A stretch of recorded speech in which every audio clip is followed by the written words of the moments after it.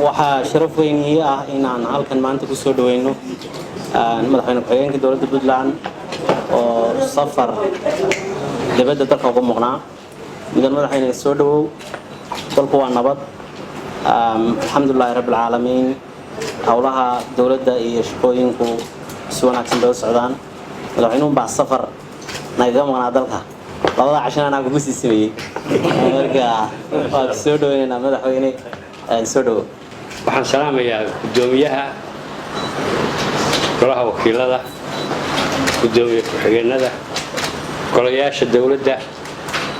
saraakiisha ciidamada ka soo qaybgalayaasha oo dhan waxaan ku salaamayaa salaamta islaamka assalaamu calaykum waraxmatullaahi wabarakaatu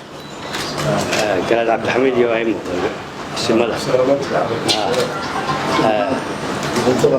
duqi magaalada soo daahay anoo la daahay ka daasiinaya salaanka bacdi aad iyo aad baan waxaan ugu mahadcelinayaa abaabulkan iyo qiimaynta tan iyo sidan loo soo shamiray waa idinku mahadcelinayaa mahadceliska bacdi waxaan ilaahay baan u mahadcelinayaa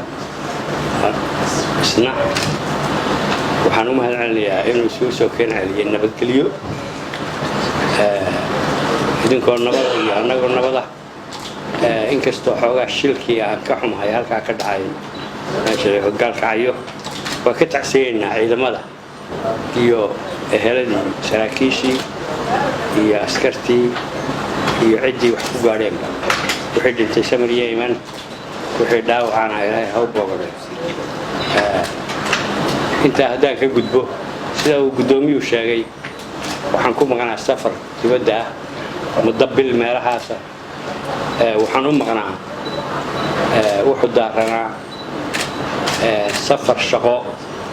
iyo mid shakhsi labadaba waxaan idinku bishaaraynayaa labadaba ilaahay waa nagu soo guuleeyey annagoo caafimaad qabno oo nabad qabna baanu idiin nimi idinkoo nabad qabaanu idiin nimi waxyaabaha yareer dhaco iska caadigaa mooyaane